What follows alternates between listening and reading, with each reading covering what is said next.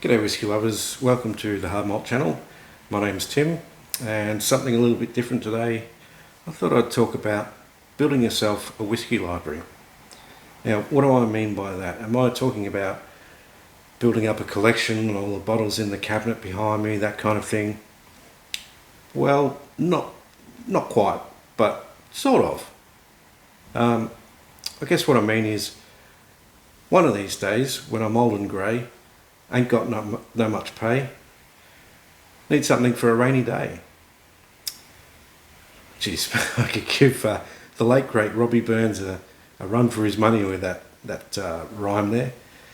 But what I mean is, later in life, you're not going to be able to afford as many fancy bottles, expensive bottles of whiskey, that kind of thing.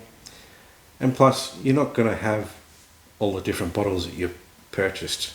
You can't hang on to everything. Bottles will come, bottles will go.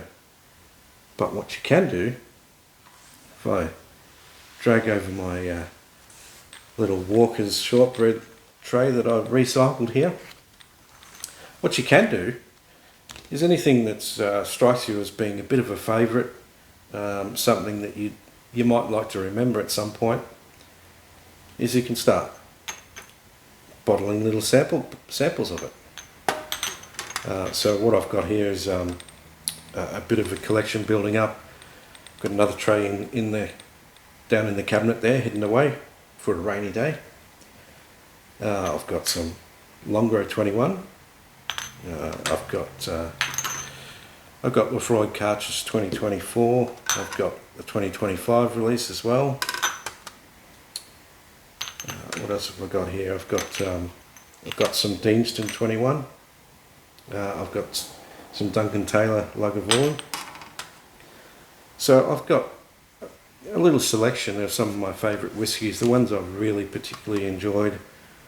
Some quite special ones, for example, this one is Bunnahabhain Warehouse 9 exclusive, the 2011 Moigna Cognac finish, which was a hand fill purchased at the distillery last year.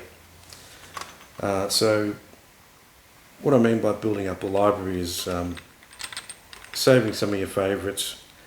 You can get some of these sample bottles from a lot of different packaging companies. That's where I order mine from.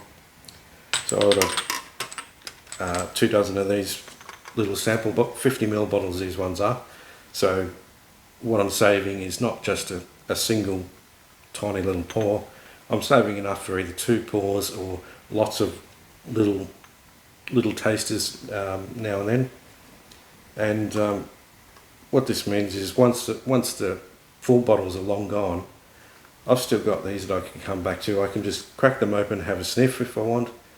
If I need to remind myself of something, for example, if there's another cartridge release in a couple of years that reminds me of something between the Cask Favourites and the Cask Strength Law release, I could just crack these open, have a sniff beside the new one, kind of compare.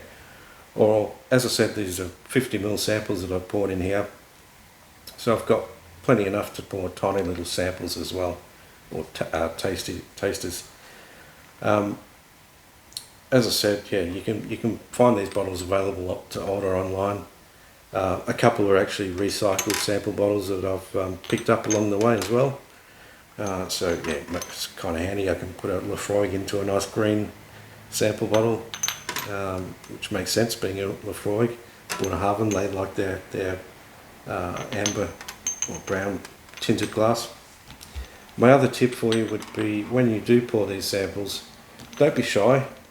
Pour them right up to the neck there. So once you fill this, there's extremely little oxidisation that can possibly happen in this now. So you know it's pretty much going to stay intact for as long as you want to keep it.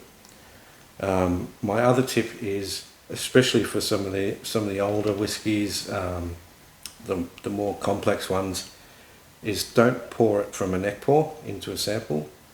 what I recommend is for those types of whiskies that like to be open and sit in the cabinet for a while to further oxidise before they absolutely show their true potential, for those style whiskies, wait until it's at that stage. So have your few pours before you even think about pouring a sample.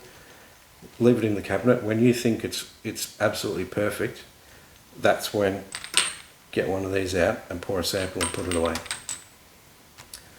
So that's my recommendation. Yeah, a suggestion, I suppose. Apologies for the rattling throughout the video. I'll try to stop rattling these samples now. But yeah, it's an idea, a suggestion.